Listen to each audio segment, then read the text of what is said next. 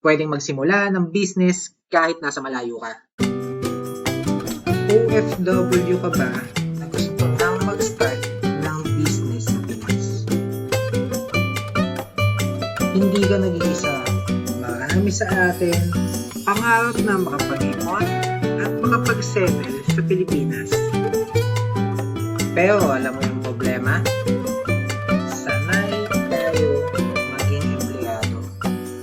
Wala tayong experience sa negosyo at hindi natin alam kung saan magsisimula.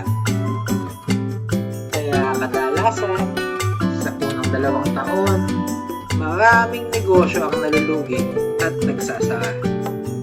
Sa huli, nauubos ang puhunan at babalik ka ulit sa abroad para mag-ikot ulit. Kaya ngayon, pag-usapan natin yung mga business ideas na pwedeng subukan at simulan at paano mo sila maihahandog kahit nasa ibang bansa ka. Una sa listahan, online reselling. Pinaka-beginner friendly at perfect para sa mga OFW na gusto mag-start ng business sa Pinas kahit nasa abroad pa. Ang punto ng reselling, bibili ka ng produkto sa supplier. Tapos, ibibenta mo sa mas mataas na presyo para kumita. Pwede kang magbenta ng product sa Pinas o sa ibang bansa. Halimbawa, Philippines to abroad. Mga local snacks, pasalubong, fashion items, or beauty products na gusto ng mga kaibigan o mga kababayan mo abroad. Alam naman natin na sabik din sa mga Pinoy snacks ang mga OFWs. Kung abroad naman to Philippines, unique items or trending products sa ibang bansa na gusto ng pamilya at friends sa Pinas. Ang advantage dito, ang ugali ng mga Pilipino na paggaling sa abroad, maganda. Lahat ng transaction pwedeng i-manage online. Pwede kang mag-set up ng pre-order system at ang pamilya o kaibigan mo sa Pinas ang mag-handle ng packing at delivery. Ang importante, may reliable na tao ka sa kabilang side para smooth ang buong process. Ang maganda sa online reselling, flexible ang oras mo. Pwede mong gawin during break time sa trabaho, sa gabi bago matulog, o kahit tuwing weekends. Hindi mo kailangan maging full-time. At kung kulang man sa budget, pwede mo rin simulan sa konti at palaguin habang kumikita. Pwede mo rin itong i-combine sa social media. Mag-post ng photos, videos, at updates sa iba't ibang social media platforms like Facebook, TikTok, YouTube, at iba pa. Marketing is the key.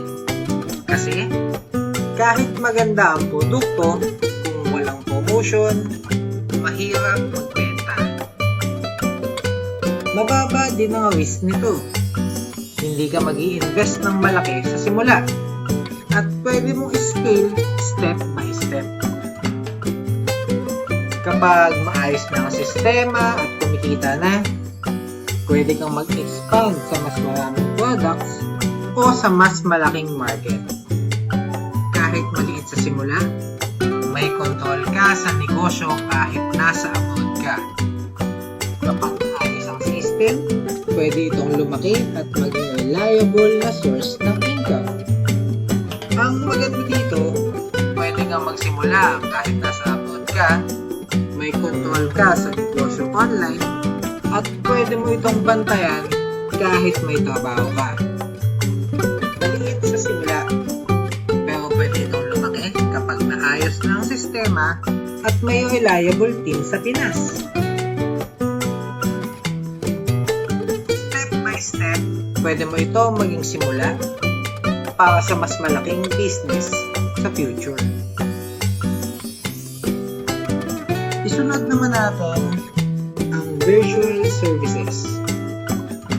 Ito yung type ng negosyo na pwede mong gawin online kahit nasa abroad ka at hindi mo kailangan ng physical store or inventory. Halimbawa, pwede kang mag-offer ng online tutoring, language lessons, o specialized consulting. Depende sa skills mo. Kahit part-time mo lang gawin, pwede ka nang kumita habang may trabaho ka sa ibang bansa. Ang punto is, ikaw ang magmamanage ng business mo. Ikaw ang nagsiset ng rates, nag-aayos ng schedule, at nagde-decide kung ilang clients ang kaya mo. Hindi ka nakatali sa isang employer, kaya flexible at pwede mong i-scale habang lumalaki ang client base. Fully online ang setup. Pwede mong gamitin ng Zoom, Google Meet, or Messenger para sa sessions. Clients mo, pwedeng local sa Pinas o sa ibang bansa. Pwede kang magsimula sa konti, tapos dagdagan habang kaya ng oras at demand. Pwede ding gumawa ng package deals o group sessions para mas efficient. Mababa din ang risk mo. Walang physical store, walang inventory, pero may control ka sa business mo at sa potential income. Another business idea na sobrang fit sa OFW life, ang digital products. Bakit? Kasi kahit gaano ka pa ka-busy dyan sa abroad, pwede kang gumawa nito once. Tapos, ibenta mo ng paulit-ulit. Hindi mo kailangan ng physical stock, hindi mo kailangan mag-ship, hindi mo kailangan magbantay ng tao. Kailangan mo lang gumawa ng isang bagay na may halaga. Tapos, upload mo. Ano ba yung digital products na simple pero may demand? Halimbawa, e-books, pwedeng guides, beginner tutorials, checklist, o kahit ano na masasabi mong alam mo. Printable templates, planners, budget sheets, meal plans, at kung ano-ano pa na pwede mo nang gawin ng libre sa Canva at iba pang softwares. Digital guides tulad ng home budgeting, side hustle for tambays, o kahit travel tips sa iba't ibang lugar na alam mo. OFW ka. For sure, madami kang alam na hindi alam ng karamihan tungkol sa bansang pinutuluyan mo. Simple online course. Kung may skill ka, pwede mong i-record ng isang beses like cooking, welding, or kung anong skill na meron ka. Then, upload online as a course. Hindi mo kailangan maging expert. Kailangan mo lang ng malinaw na paliwanag at totoong experience. Ang good news, pwede kang mag-establish ng maliit na sistema. Gumawa ka ng digital product, upload mo sa Shopee, Etsy, or kahit Facebook page.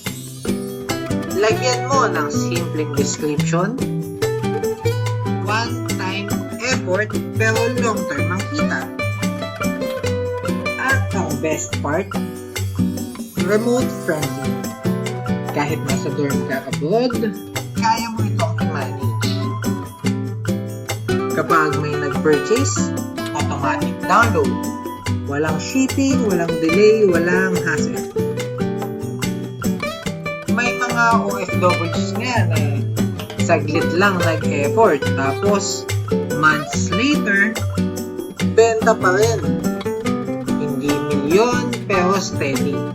Steady na ang sales kahit tulog sila o nasa trabaho. Kaya kung gusto mo ng negosyo na walang physical inventory, walang araw-araw na abala, at pwedeng i-build kahit nasa abroad ka, digital products ang isa sa pinaka-practical na pwedeng simulan. Another business idea na para sa OFWs ay content creation. Bakit? Kasi kahit saan ka nakabase, pwede kang gumawa ng content. Hindi mo kailangan ng malaking set. Phone at internet lang. At ang maganda dito, kung consistent ka, pwede siyang maging long-term na income. Ads, sponsors, brand deals, maliit sa simula, pero lumalaki habang dumadami ang viewers mo. Hindi mo kailangan maging influencer. Hindi mo kailangan sumayaw. Ang kailangan mo lang, alam mo yung kwento mo. At kaya mo siyang ikwento ng natural. OFW ka? Automatic may lamang ka na.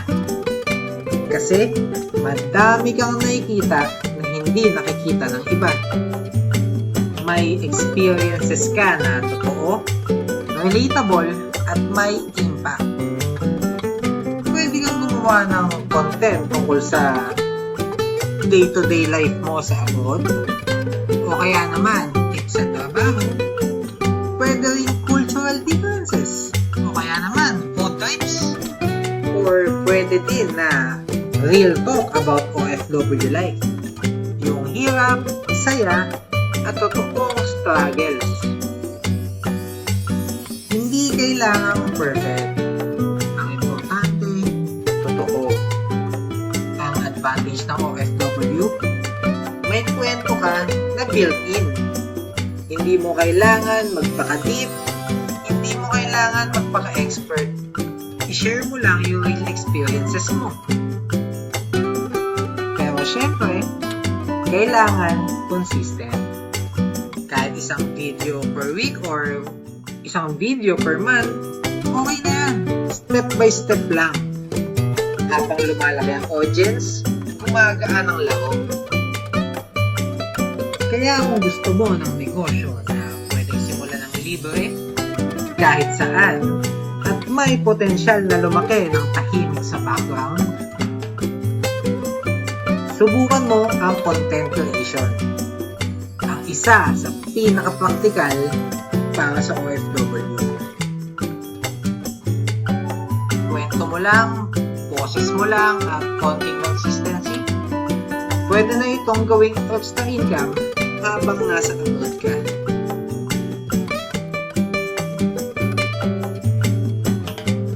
Tandaan mo, OFW man, pwedeng magsimula ng business kahit nasa malayo pa. Pumili ka ng something na realistic. Hindi kailangan komplikat. Hindi kailangan ng sobrang laking puhunan at pwede magsimula sa maliit lang. Ang importante, simulan mo. Maging consistent at kunti-kunti mabubuo mo ang mga pangarap mo. Balang araw, magiging financially stable ka